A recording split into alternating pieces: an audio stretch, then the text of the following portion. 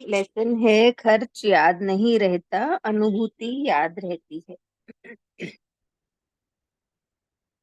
आप ये तो नहीं जानते कि आपकी पूरी पढ़ाई लिखाई में कितना खर्च हुआ,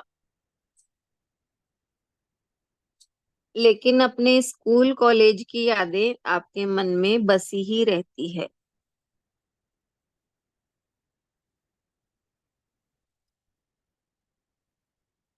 अब से कुछ साल बाद आप भूल जाएंगे कि अस्पताल में आपका कितना खर्च हुआ, लेकिन आप उन यादों को हमेशा संजो कर रखेंगे कि आप अपनी माँ का जीवन बचा सके थे, या नवजात के रूप में एक नया जीवन अपने साथ ला सके थे।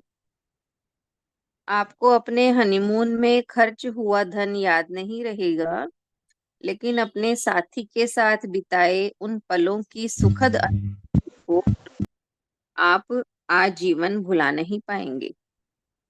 खर्च याद नहीं रहता, अनुभूति याद रहती है। अच्छा समय और बुरा समय, अमीरी के दिन और गरीबी के दिन, वह समय जब आपको अपना भविष्य सुरक्षित दिखता था, और वह समय जब आप यह भी नहीं जानते थे कि कल का सवेरा होगा भी या नहीं। किसी न किसी रूप में हर एक को उतार चढ़ाव और उथल पुथल वाले समय से गुजरना ही पड़ता है। अच्छे दिनों के बाद और बुरे दिनों के बाद जो बचा रह जाता है, वह है उन दिनों की अनुभूति की यादें। कभी तो बटुआ ठसाठस भरा होता है, और कभी जेब में फूटी कौड़ी भी ढूंढे नहीं मिलती। कभी कभी आपके पास बहुत कुछ होता है, लेकिन आपके माथे पर बल पड़े रहते हैं। कभी कभी आपके पास जो है वह आपके लिए पर्याप्त नहीं होता, लेकिन आपके होठों पर मुस्कान खिली रहती है। आज अतीत में झांकते हुए किसी के साथ बीते अच्छे दिनों के आभार स्वरूप आपकी आंखें नम हो सकती हैं, और कभी आप अकेले में रोए थे। यह याद करके आप मुस्कुरा भी सकते हैं। कुल मिलाकर जीवन ने आपको ढेर सारे अनुभव दिए हैं, जिनसे आप अपना इतिहास लिख सकते हैं, लेकिन उन सबको आप अकेले ही याद कर सकते हैं। पहली बार किसी के हाथ का सहारा लिए बिना जब आपने साइकिल अपने आप चलाई थी,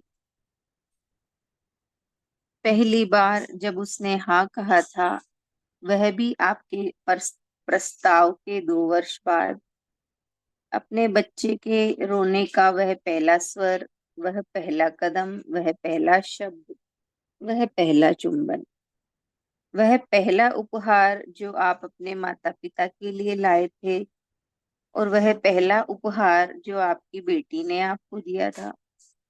मंच पर आपका वह पहली बार आना, तालियों की वह पहली गड़गड़ाहट, वह पहला पुरस्कार। इस सूची का कोई अंत नहीं है। समय की मार से अनछुई रहने वाली अनुभूतियां ही अनुभूतियां। इस बात से इनकार नहीं किया जा सकता कि हर भौतिक वस्तु का मूल्य धन है, लेकिन यह भी एक सच्चाई है कि किसी अनुभूति के लिए चुकाया गया धन तो हम भूल जाते हैं, लेकिन उस अनुभूति को कभी नहीं भूल पाते। क्या हुआ यदि थोड़ी आर्थिक तंगी है, उसे रहने दें, लेकिन अपने जीवन की गुणवत्ता में कमी ना आने दें। अपने माता पिता को यदि आप तीर्थ यात्रा पर नहीं ले जा पा रहे हैं, तो उन्हें मंदिर तो ले ही जा सकते हैं। अपने बच्चों को किसी अंतरराष्ट्रीय आयोजन में नहीं ले जा सकते, तो किसी स्थानीय पार्क में जाकर उनके साथ खेल तो सकते हैं। अपने प्रिय की गोद में सर रख कर लेटने, या उसका सर अपनी गोद में रख कर बैठने में तो कोई धन नहीं लगता।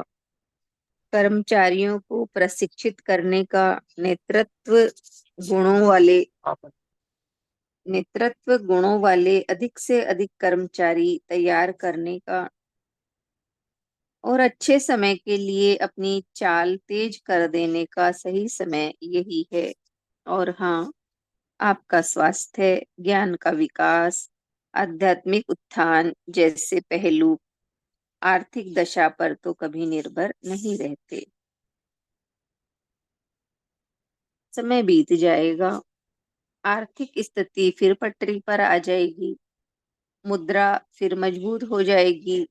लेकिन इन सब में मैं नहीं चाहता कि आप पीछे मुड़कर देखें और पाएं कि यह समय आपने निराशा, हताशा और उदासी में करवटें बदलते हुए बिताया है। धन का अभाव आपको धन से वंचित रख सकता है, लेकिन इसके कारण खुद को अनुभवों से वंचित न होने दें। आपके पास जो आपके पास है, यदि उससे आप सुखी नहीं हैं, तो आपके पास चाहे जितना आ जाए, फिर भी आप सुखी नहीं हो सकेंगे। जीने की कला का सूत्र यह बना लें, मेरे सुख की अनुभूति इस पर निर्भर नहीं करती है कि मेरे पास क्या है और कितना है। इतना ही है लेसन। खर्च याद नहीं रहता, अनुभूति याद रहती है। तो कितना भी हमारी पढ़ाई पर खर्च हुआ हो, वो याद नहीं रहता, लेकिन उस समय की यादें मन में हमारे बसी रहती है। तो किया हुआ धन याद नहीं रहेगा, लेकिन उन पलों की जो सुखद अनुभूति है वो हमेशा हमें याद रहेगी। इसलिए यही है कि अगर बाहर की भौतिक वस्तुओं का थोड़ा सा भी अभाव है, तो उसकी तरफ ना देखें, बल्कि उस समय में हम क्या संजो सकते हैं, क्या अपना सकते हैं, उसे याद उसको जिए। क्योंकि अनुभूति के लिए चुकाया हुआ धन तो हम भूल जाते हैं, लेकिन उस अनुभूति को कभी नहीं भूल सकते हैं। तो यही बताया है कि अगर थोड़ी सी भी कमी भी है, आर्थिक तंगी है, तो उसे रहने दें, लेकिन जीवन की गुणवत्ता में कमी ना आने दें। हम बड़ा कुछ ना कर सके तो छोटे छोटे कुछ ना कुछ करें। माता पिता को तीर्थ ना ले जा सके तो मंदिर ही ले जा सकते हैं।